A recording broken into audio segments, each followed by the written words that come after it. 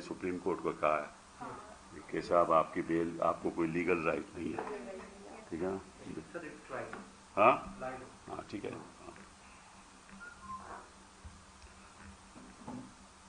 नमस्कार। आज हम दो बातों पर चर्चा करेंगे। पहला मुद्दा यह है कि कल सुप्रीम कोर्ट ईडी ने अपनी बात रखी और कहा कि जहां तक इंतरिम बेल का सवाल है, केजरीवाल जी को इंतरिम बेल नहीं चलनी चाहिए, क्योंकि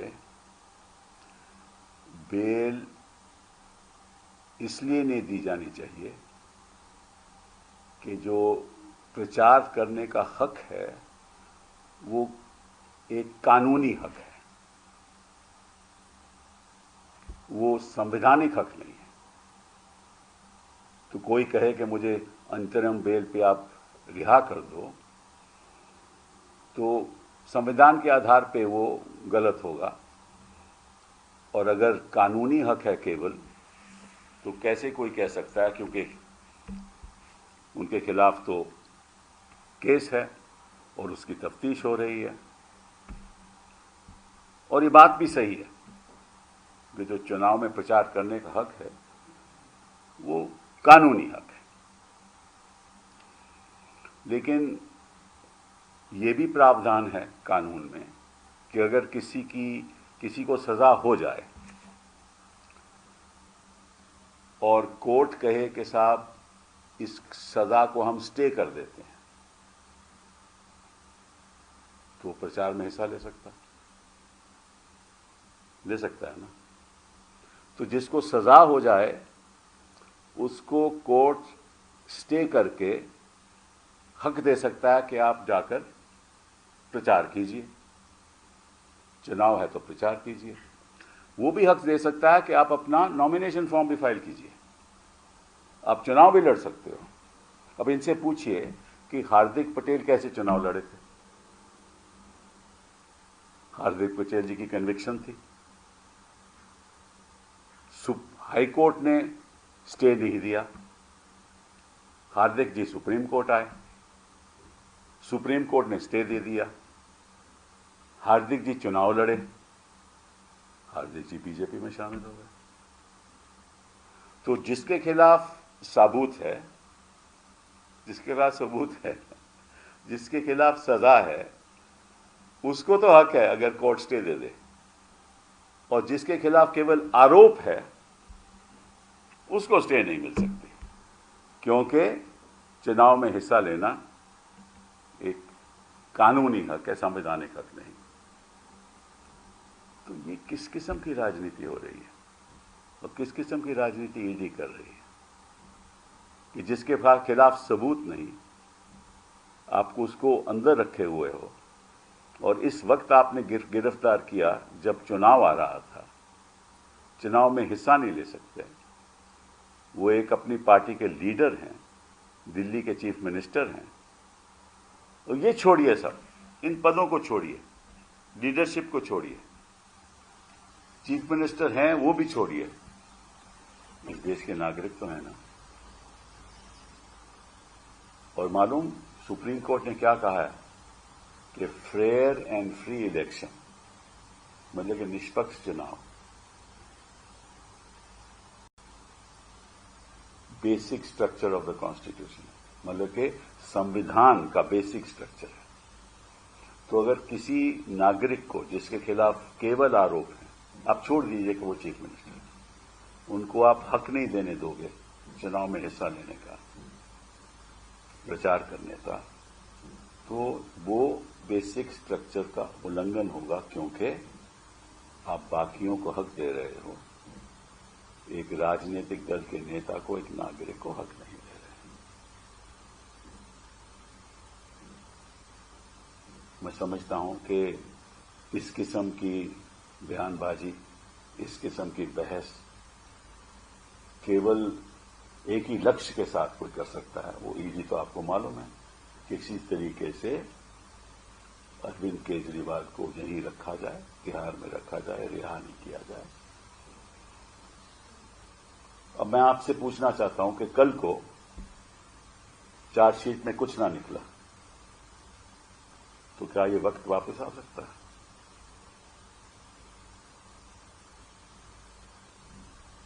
नहीं आ सकता ना।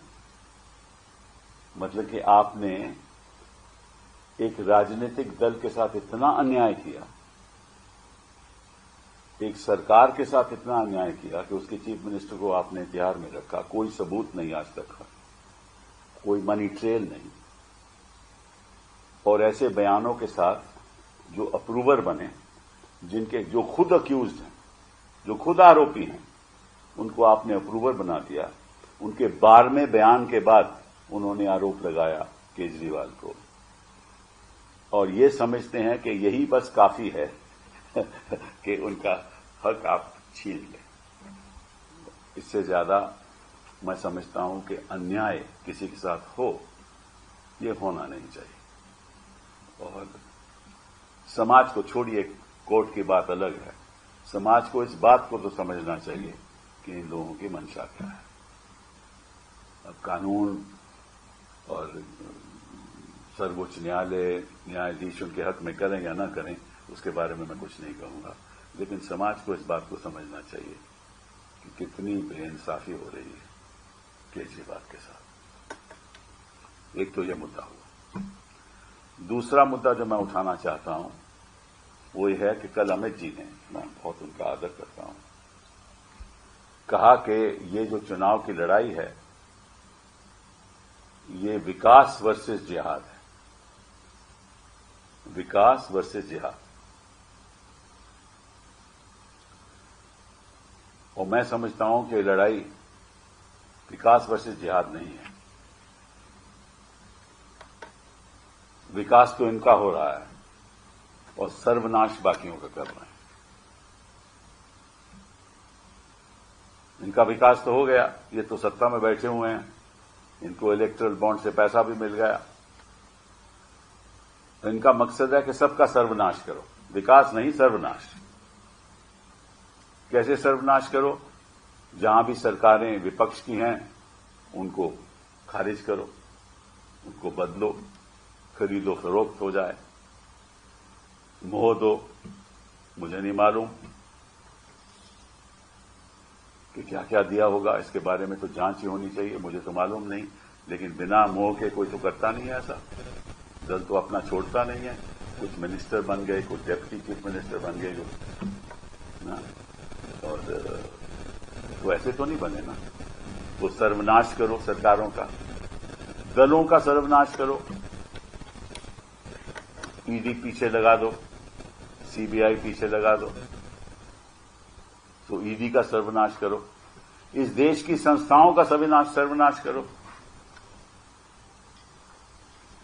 इलेक्शन कमीशन ऑफ इंडिया कब्जे में कर लो, जो गवर्नर का पद जिसकी कोई अहमियत होती थी उसकी अहमियत खत्म कर दो, शिक्षा के संस्थानों में कब्जा कर लो, वाइस चांसलर्स अपने लगा लो, और नेताओं को गिरफ्तार कर लो, दलों के खिलाफ कार्रवाई शुरू कर दो, और अगर कोई आपके खिलाफ बोले तो उसको यूएपीए लगा दो। पहले तो सेडिशन लगा सकते थे, अब तो नहीं लगा सकते, पहले सेडिशन भी लगाते थे। और ऐसे ऐसे लोगों को चुनाव लड़ाओ जो शोषण करते हैं। महिलाओं की बात करो, महिला शक्ति की बात करो, नारी शक्ति की बात करो, लेकिन जब शोषण हो तो चुप रहो, किसी को बोलने का हक ना दो,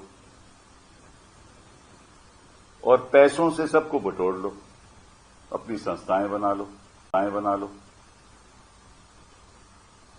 तो ये असली लड़ाई है हमारे देश में कि हम चाहते हैं विकास हो, लेकिन ये चाहते हैं सर्वनाश हो, क्योंकि सर्वनाश होने से ही इनका विकास है। ये इनकी राजनीति है। ये दुर्भाग्य है कि ऐसे बयान ये दे सकते हैं और इलेक्शन कमीशन ऑफ इंडिया इनको नोटिस तक नहीं देती। नोटिस देती है तो पार्टी को देती है। नोटिस तो एंड कैंडिडेट को देना चाहिए ना, जिसने ये बोला है उसको देना चाहिए ना।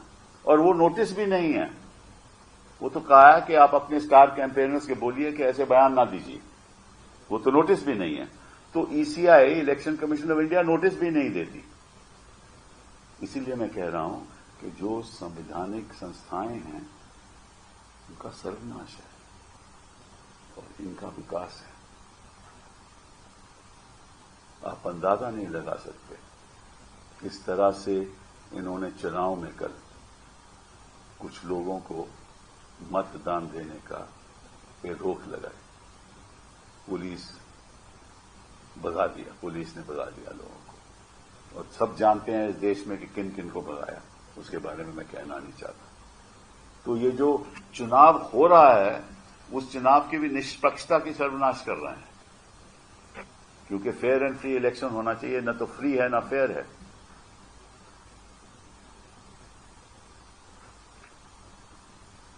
तो क्या मतलब कि ये हो क्या रहा है मेरे देश में। और मीडिया तो आपको मालूम ही है। मैं आपकी बात नहीं कर रहा, लेकिन आप लोग तो रिपोर्टर हैं, आपको क्या कहा जाए। लेकिन जो ओनर हैं मीडिया के, उनको मैं चेतावनी देना चाहता हूं कि वक्त कभी रुकता नहीं।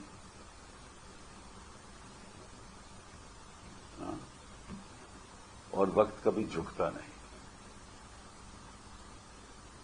और ऐसा ना हो कि आज आप इन लोगों के सामने झुक रहे हो कि वक्त पलट के कहीं आपको कानून के हवाले झुकना न पड़े। बहुत बहुत धन्यवाद। सर, दो अलग अलग इशू हैं। तो मणिशंकर जी ने रिसेंट में किसी यूट्यूबर को इंटरव्यू दिया जिसमें उन्होंने एक बात का जिक्र किया कि हमें अपने पड़ोसी देश को इज्जत देनी चाहिए क्योंकि उनके पास एटम बम है। नहीं, अगर हम उनको इज्जत देंगे तो फिर वो उसका इस्तेमाल करने के बारे में। ऐसा है, किसने क्या कहा, क्यों कहा, कैसे कहा, उससे मेरा कोई लेना देना नहीं। ठीक है ना। और न मैं उसका जवाब दूंगा, और उनसे पूछिए कि उन्होंने क्यों ऐसा कहा। ठीक है। Sir, but the kind of language which now is being used in the election campaigning, yesterday Prime Minister in Telangana spoken about Uddhav Thackeray. He said कि ये असली बेटे नहीं है बाला साहेब के. So such kind of language is getting used in the election campaigning. How do you see this, sir? तो ऐसा है कि इनको लगता है कि एक्सपायरी डेट आ रही है, तो ऐसे फिर बयान तो देंगे ना। इनको क्या मालूम उद्धव जी के बारे में। हाँ, उद्धव जी की जितनी इज्जत महाराष्ट्र में है, हाँ, इससे ये बहुत दुखी हैं। और उनको मालूम है कि महाराष्ट्र में चुनाव बुरी तरह से हार रहे हैं, कोई इनका साथ नहीं देने वाला। तो इसलिए जो मन में आए बोल दें। इन्होंने उस दिन क्या क्या बोला आप भी जानते हो, मंगलसूत्र की बात बोली। तो ये तो मतलब कि जब वाणी आदमी की वाणी इस तरफ जाने लगे तो लगता है कि शायद वो समझ नहीं पा रहा वो क्या कह रहा है।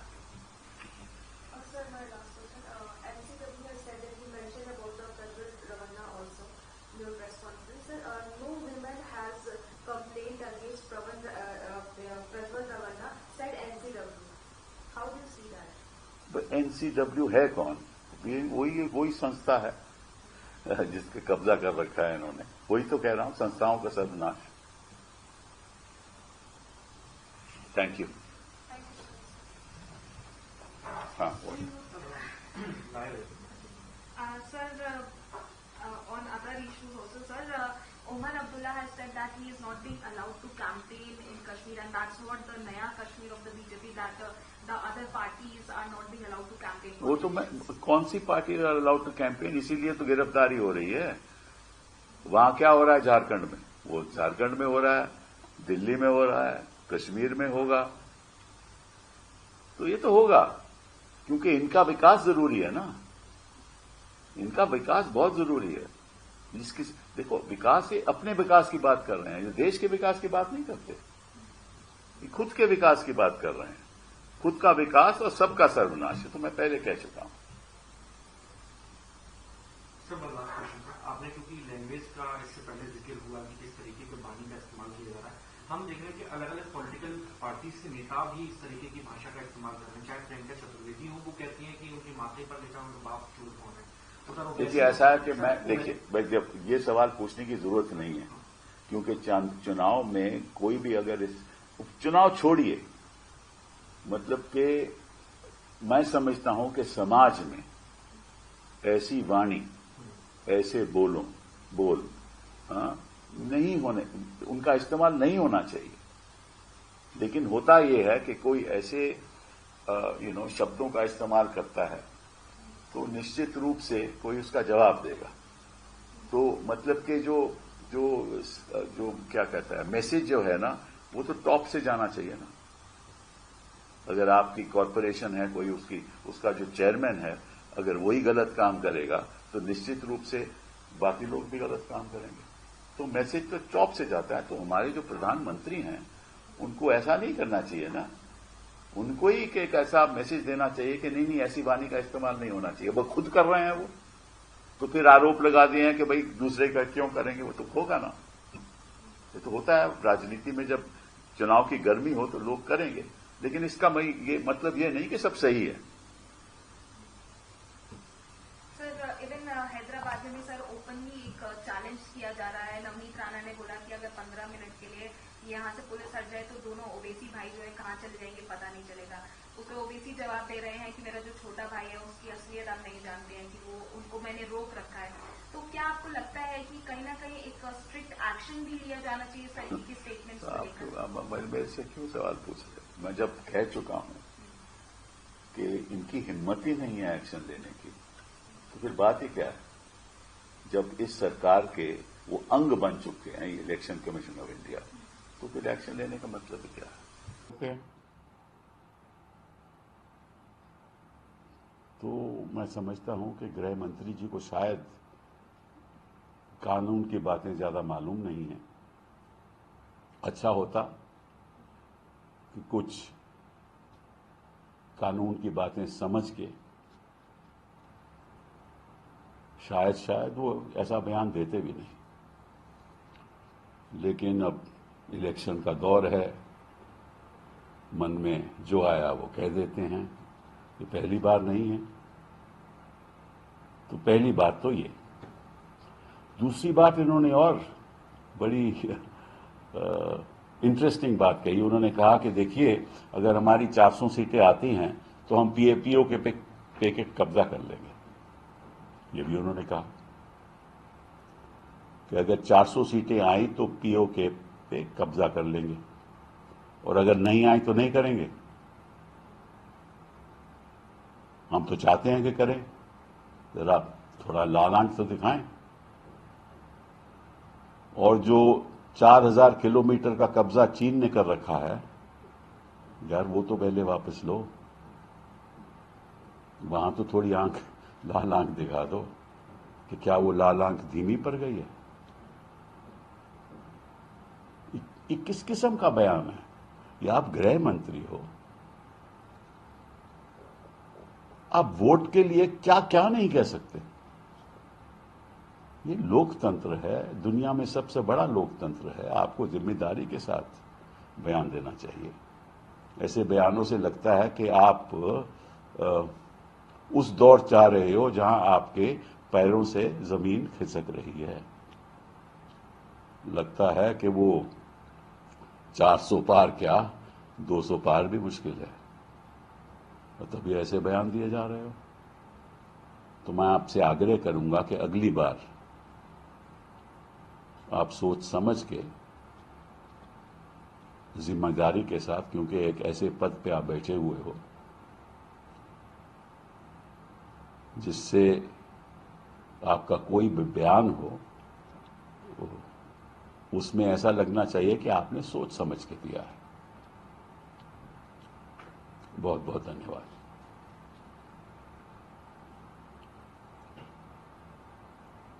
इसके अलावा उन्होंने सर दो बातों का और जिक्र किया, जैसे कांग्रेस की जो गारंटी थी उसको चाइनीज गारंटी बोला और सर इसी में मैं आपको जोड़ना चाहूँगा, जब उन्होंने ये बात कही कि अरविंद केजरीवाल को स्पेशल ट्रीटमेंट दिया जा रहा है, तो उन्होंने एक तंज भी कसते हुए ये कहा कि वो अभी एक और मामले में फंस गए हैं, वहां से उन्हें निकलने दीजिए। यानी उस स्वाति मालीवाल वाला जो अभी रिसेंट में जो इशू क्रिएट हुआ है, जो आरोप लगाए गए, उनको क्या फिक्र है इन बातों पे? ये तो अंदरूनी मामला है आप पार्टी का,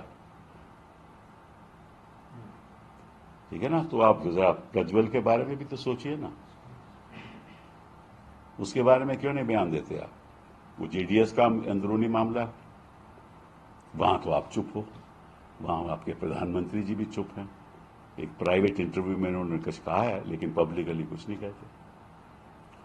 तो मतलब ये है कि आप ये देखिए, आप ऐसे पद पे बैठे हुए हो जैसे जो आप बोलो आपकी बातों पे इज्जत लगा कि हम लोगों को लगा कि हमारे गृह मंत्री हैं। हाँ, इज्जत पैदा करनी चाहिए आपके बयानों से, ये सही नहीं है। कांग्रेस की गारंटीज को जो चाइनीज बोला है, उनकी कोई ये तो कभी चाइनीज बोलते हैं, कभी पाकिस्तानी बोलते हैं, क्योंकि इनको पता है कि भाई जनता इनके साथ नहीं है, थक चुकी है जनता, फटीग आ चुकी है। और रोज रोज रोज रोज वही चेहरा, वही बातें, वही विवाद की बातें, कभी पाकिस्तान कभी चीन। अभी आप हिंदुस्तान के गृह मंत्री हो भैया, अब इतनी अक्रॉस द बॉर्डर आपकी सोच है और आपको जनता के लिए कुछ करना चाहिए। अभी देखो अनएम्प्लॉयमेंट फिगर आया है, वो बढ़ चुका है और हमारा जो बैलेंस ऑफ ट्रेड है वो सबसे खराब है, इस महीने का ही डेटा आया है। तो हिंदुस्तान के बारे में कुछ सोचो। अगर आपको पाकिस्तान से इतनी दिलचस्पी है तो जाओ ना, कब्जा कर लो। has tweeted that the kind of statements the PM is giving, he's not fit for public life. Well, I don't want to sort of, make any comment on that, whether he is fit for public life or not. But we do not expect our Prime Minister and our Home Minister and some of our other ministers to make statements that are inconsistent with the status of the office that they hold. So your former colleagues in last few weeks have spoken things which have been raked up by BJP as well, be it Manish Shankar Iyer or be it Sam Pitroda from Congress Party. Why is it that the moment there is election, Pakistan, the coast of Pakistan, becomes the center point and Congress and opposition is always at the receiving end? Why such statement? Why at the receiving end? Why do you say we are at the receiving end? Why such statement? I think the people of India do not like this. I think you are completely wrong. The people of India are sick of this, associating our polity with Pakistan. Right? We are the ones who never went to Pakistan. Remember? It is our dear Prime Minister who went to Pakistan. It is our dear Prime Minister who actually tried to set up a dialogue with Pakistan. Dr. Manmohan Singh in his 5-year term never went to Pakistan. 10-year term never went to Pakistan. So what is this about Pakistan that they are so concerned about? Because they know that if they keep on repeating the name Pakistan, Pakistan, Pakistan, it may win them some votes here because of polarization. Sir, prime minister ने कहा कि पिछले 23-24 सालों में जब से वो chief minister Gujarat के बने हैं तब से लेकर अभी तक उनको इतनी गालियां उन्होंने सही है, इतना नफरत सहा। मुझे हमें बहुत बुरा लगता है। आपने बिल्कुल सही कहा, मुझे भी बहुत बुरा लगता है। वो कहते हैं कि अगर मुझे कोई शहनशाह कहता है, मैंने इतना सहा है तो ये अच्छा। मुझे भी ऐसा है कि हमारे प्रधानमंत्री के बारे में ऐसी बातें की जाएं, मुझे एक नागरिक होते हुए बड़ा बुरा लगता है। लेकिन प्रधानमंत्री जी को एक बात पे सोचना चाहिए कि क्यों ऐसे लोग कह रहे हैं। कभी ऐसे पहले कभी प्रधानमंत्री के बारे में ऐसे कभी हिंदुस्तान के इतिहास में कुछ कहा गया? आप ले लीजिए, नेहरू जी के बाद शास्त्री जी, इंदिरा गांधी जी, उसके बाद राजीव जी, इन बिटवीन चरण अपने मोरारजी देसाई जी, उसके बाद नरसिम्हा राव जी, चंद्रशेखर गुजराल साहब, उसके बाद अटल बिहारी वाजपेयी जी, उसके बाद मनमोहन सिंह जी। मुझे हिंदुस्तान के इतिहास में बता दो कि ऐसी बातें किसी प्रधानमंत्री के खिलाफ कही गई हों, और अगर कही गई जा रही हैं तो प्रधानमंत्री को खुद सोचना चाहिए क्यों।